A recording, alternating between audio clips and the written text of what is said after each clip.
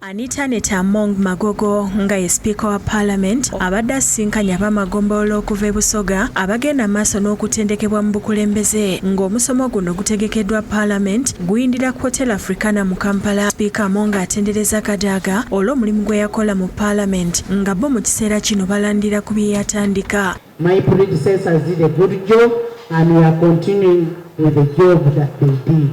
Ajjukiza abakulembeze bano nga bw'ataavuganyaako na Kadaga mu kalulu ak'obwa Sipiika. Of course, without her, we wouldn't be here.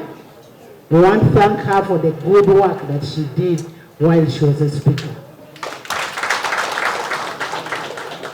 I came in to take over from where she stopped, but I did not stand with her. Akakasiza Obusoga nga bw'atagenda kuva mu kitundu kino kubanga yagenda amazeeko nti kuba abasoga bonna balamu be n'abasaba okubeera obumu okugonjoola obuzibu obuliwo. I am here to greet you as my in-laws. Yonabire. Nobody is going to deceive you that I am not from Busoga. I am from there. And I am there to stay.